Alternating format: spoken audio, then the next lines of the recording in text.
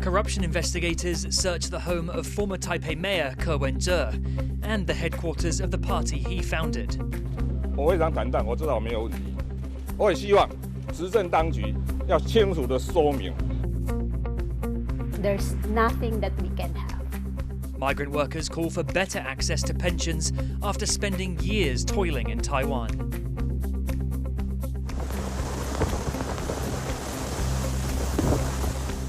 Millions in Japan hunker down as Typhoon Shanshan rips through the country.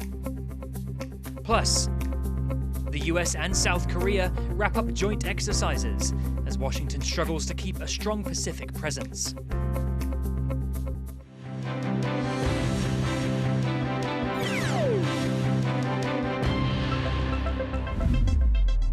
A warm welcome to TaiwanPlus News. I'm Reece.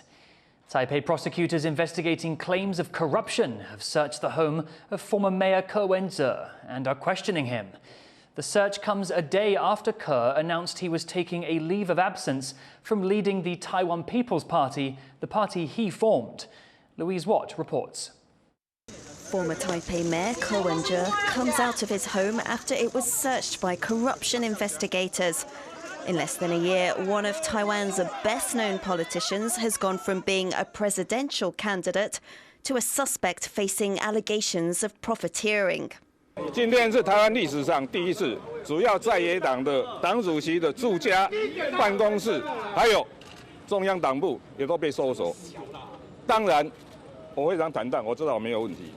我也希望执政当局要清楚地说明，他今天是有什么证据。 A broader investigation into real estate deals during his tenure as Taipei City Mayor has been going on for weeks. Other people have been questioned, some detained. The big question, did any money go into the pockets of Taipei City officials? In the case that Ke is being questioned about here at the Agency Against Corruption, a shopping mall was allowed to significantly increase its floor area ratio. The allegations are that Ke approved this for the benefit of the developer, not for any public good. Ke was questioned just a day after he took a leave of absence as chair of the party he created. Because of these allegations and others, that he misused election funds when he was running for president. His Taiwan People's Party headquarters has also now been searched. They say they will cooperate with the investigation and that they fully support Ke in defending his innocence. These scandals have wounded his party. It's the third party in Taiwan's legislature and still holds the balance of power. But its future, and now that of its founder, are looking less certain. Joseph Wu, Patrick Chen and Louise Watt for TaiwanPlus. The military obscured part of the Hualien coast during smokescreen deployment exercises. The drill is part of a larger effort to strengthen Taiwan's east coast defenses. The smoke can disrupt enemy visuals and radar and deter aircraft landing operations. In recent years, China's military has been increasing activity near Taiwan, especially off the eastern coastline. Hualien is home to one of the country's larger air force bases. 如果说敌方它可能会持续要实施空击降的话，那对于或者是两栖登陆，我们也可以用来隐蔽两栖登陆的地点或者是空击降，例如说只要是机场嘛。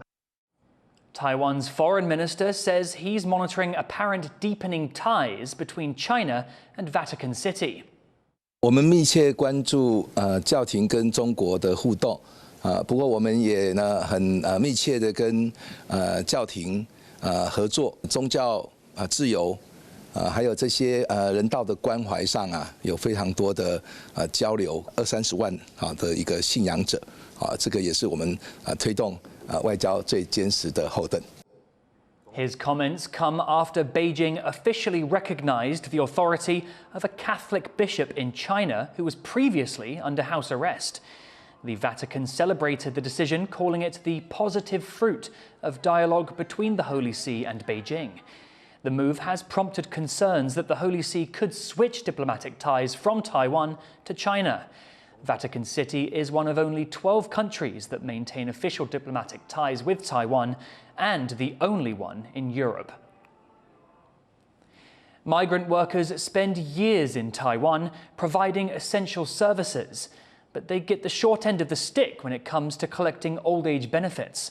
Tiffany Wong reports on the fight for equal access to pensions. Domestic worker Gilda Banugan is used to taking care of others, and now she's fighting to make sure she can take care of herself.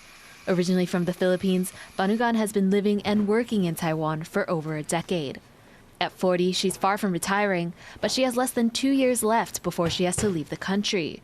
Under Taiwanese law, migrant workers can't stay and work here for longer than 12 years. We work so hard. We work 24/7, especially caretakers. We try our best that we really can help the family also. But after more than 10 years, decades of work, then we will go back home in the future, but there's nothing that we can have. Banugan says she would have felt better had she qualified for the old age benefits available to migrant workers, payments that those insured in Taiwan can receive once they hit 60. Under the Labor Insurance Act, people employed in Taiwan for 15 years are eligible for old age pensions. Those who work less than 15 years, which is most migrant workers, qualify for a one-time lump sum benefit. But another law, called the Employment Services Act, limits blue-collar migrant workers in the country from being employed over 12 years. And ultimately, this all depends on whether their employer enrolls them in labor insurance in the first place. At this recent NGO-backed public hearing, one migrant worker broke down in tears as she described her fears of living without old age benefits. Umalis ako ng Pilipinas na malusog at walang anumang karamdaman. Subalit sa paglipas ng mga taon, na-diagnose ako na mayroong ovarian cancer at chronic kidney failure. Napakasakit na. Mayroon na ako karamdaman na malayo sa aking pamilya. Representatives here from the labor ministry shared their own difficulties in getting benefits to migrant workers.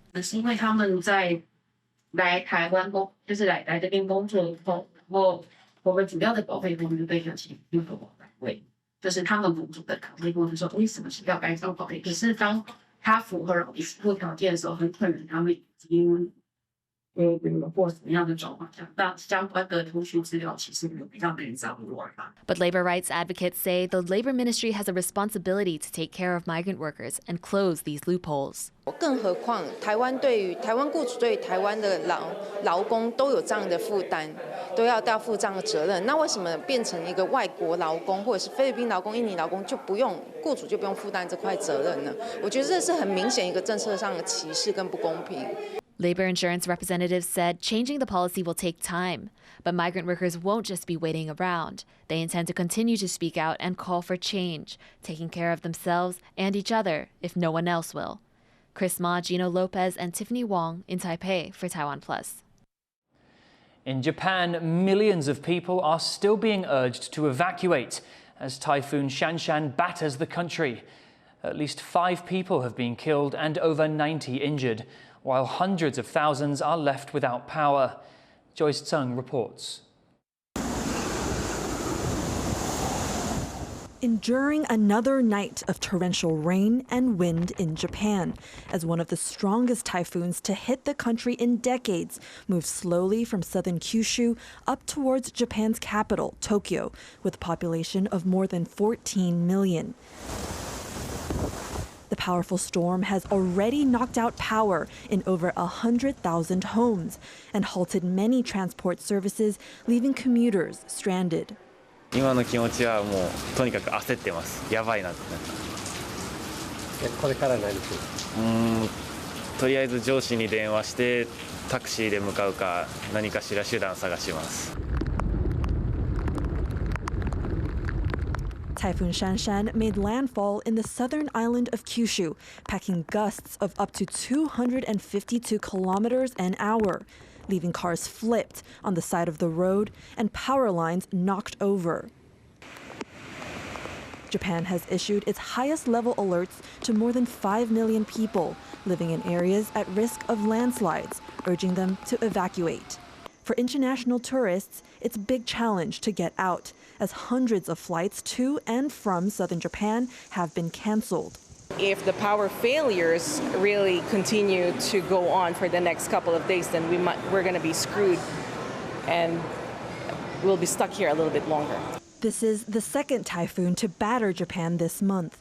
In early August, Typhoon Ampil also led to blackouts and evacuations.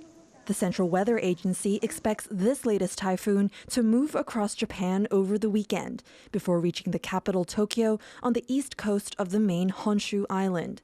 Many shops in Typhoon Shanshan's path remain closed as people take shelter, left with little choice but to wait for this storm to pass. Luffy Lee and Joyce Sun for TaiwanPlus. U.S. Vice President and Democratic Party presidential candidate Kamala Harris says she's open to appointing a Republican to her cabinet. Speaking in an interview with CNN, Harris also seemed to change her stance on fracking, a method of extracting oil from the ground, which she opposed in 2019. On foreign policy, Harris said that she's committed to getting a ceasefire deal between Israel and Hamas in the Middle East. But she also says Israel has a right to defend itself. I say today, Israel has a right to defend itself, we would. And how it does so matters. Far too many innocent Palestinians have been killed. And we have got to get a deal done. Kamala Harris is set to face off against her Republican opponent Donald Trump in a debate on September 10th. Israel has agreed to briefly pause fighting in Gaza to allow children to get polio jabs. The vaccination drive will start on Sunday and happen in 3 stages of 3 days each. Israeli Prime Minister Benjamin Netanyahu says the pauses are not a ceasefire. Poliovirus is highly infectious and is often spread through sewage and contaminated water. Gaza's health ministry declared polio an epidemic in July. The US and South Korea have wrapped up annual military exercises on the Korean peninsula.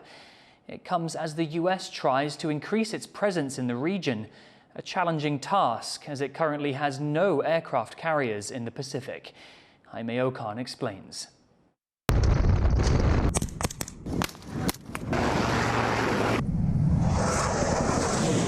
U.S. and South Korean forces are practicing defending this hill. Hey, we got one at the peak. Ask if it's friendly. Called the Big Coyote, it's located on a U.S. base in South Korea and is one of the 2 countries' first lines of defense, being just a 15-minute flight for North Korean fighters. This drill is just one part of an 11-day military exercise between the U.S. and South Korea known as Ulchi Freedom Shield. The exercises, which wrapped up on Thursday, are a show of force to Pyongyang. 또한 우리 군은 확고한 군사 대비 태세를 확립한 가운데 UF 연습을 내실 있게 실시하고 있고 만약 북한이 도발을 한다면 직간끝 원칙에 따라서 압도적이고 단호하게 응징할 것을 다시 한번 강조드립니다. These exercises come during a period of heightened tensions in the region. North Korea has recently ramped up weapons and missile tests along its border with the South, and China's military is also increasingly aggressive. A Chinese military aircraft recently breached neighboring Japan's airspace for the first time. This is one of the reasons why the U.S. says it's taking steps to reassure its partners and allies in the region. But at the moment, delivering on those promises in a conflict could be challenging, as the U.S. removed its last aircraft carrier from the Pacific on August 23rd, after wars in Europe and the Middle East forced them to divert their forces. And so in the case of the Middle East, as I highlighted, the Secretary wanted those 2 carrier strike groups to remain in the region for now, to be able to provide us with additional capability and capacity to protect our forces, support the defense of Israel, and also be ready for a variety of contingencies. U.S. aircraft carriers are central to the country's ability to assert influence. They are capable of carrying dozens of aircraft and thousands of troops and delivering strikes anywhere on Earth. But despite having 11 aircraft carriers, the most of any country on Earth, it won't have one near potential flashpoints like Taiwan, China, and North Korea for at least 3 weeks. While U.S. officials say that security in Asia is a priority, other regional conflicts mean its resources are stretched thin in maintaining its military presence in the Indo-Pacific. But it's a reminder, I think, if you like, of how stretched the US is at the moment. US clearly Indo-Pacific issues, Middle East issues, and then Russia's invasion of Ukraine. I think there are a lot of things converging at the moment in terms of geopolitical noise. Back in Korea, the U.S. troops are trying to focus on the task at hand. But without a U.S. carrier in Asia for almost a month, its allies and partners may start to question U.S. commitments to the region's security. Howard Zhang and Jaime Okan for TaiwanPlus. Taekwondo athlete Xiao Wen has won Taiwan's first medal at the Paralympics in Paris. 25-year-old Xiao was defeated by his Israeli opponent Asaf Yasser, 6'16" in the men's 57-kilogram K44 category, earning him a bronze medal. It was Xiao's first Paralympics, but he had competed in the 2022 Asian Paragames in Hangzhou, China, where he claimed Taiwan's first gold medal. Coming up after the break, a creative response to Taiwan's rapidly shrinking student-aged population. Stay tuned to see what this former school was turned into.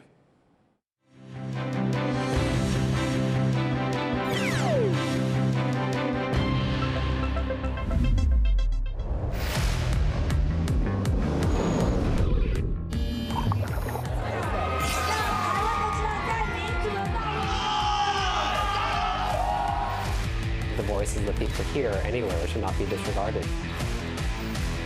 台湾人拥有团结一条心的力量，很大的包容性，公平是最重要的。一旦给了民主的情况，是希望台湾被看见。